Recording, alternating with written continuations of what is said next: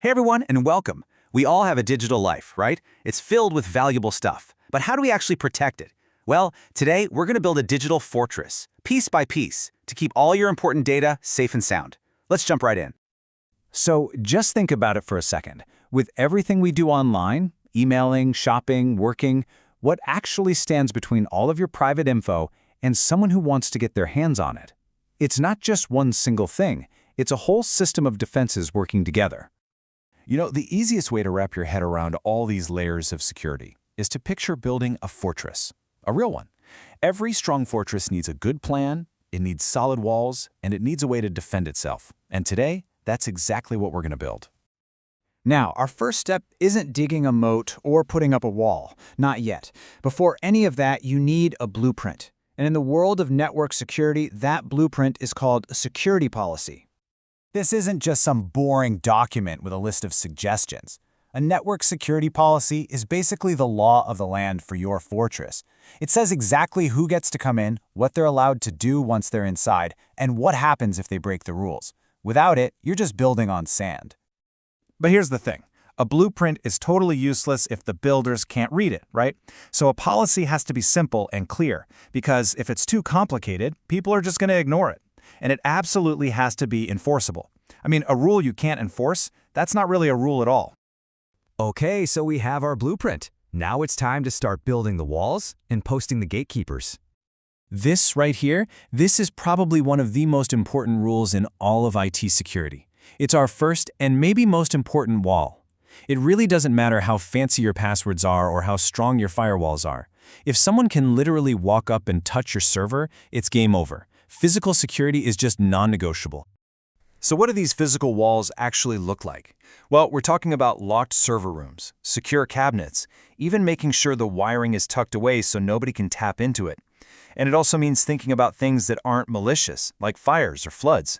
A good fortress has to be able to withstand any kind of assault. All right, on to our gatekeepers. Once someone gets to the gate of our fortress, they have to deal with two different things: authentication and authorization. It's a super important difference. Authentication is showing your ID to the guard to prove you are who you claim to be. Authorization is the list the guard checks to see which parts of the castle you're actually allowed to go into. And what's the most common form of authentication? The password, of course. It's the key to the gate. The rules are pretty simple. Mix things up. Uppercase, lowercase, numbers, symbols. And hey, consider using a whole phrase. It's often way stronger and a lot easier to remember. And please, just don't use your pet's name or the word password. Just don't. So, the walls are up, the gates are guarded. Awesome. But what happens if an intruder does get inside? A truly great fortress needs layers of defense on the inside too. Our first line of inner defense is encryption. The best way to think about it is like a secret code. Even if an enemy spy manages to intercept a message being passed inside your fortress, it's just going to look like unreadable gibberish to them. They can't do anything with it unless they have the secret key. Encryption does that exact same thing for your data. But what about your trusted people who need to get into the fortress but they're far away? How do they connect securely?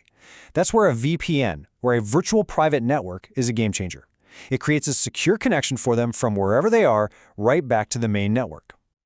A VPN basically builds a private, encrypted tunnel for your data right through the middle of the public internet. It's like having a secret, armored passageway that runs from a remote outpost straight into the heart of your fortress, and it's completely invisible to anyone on the outside.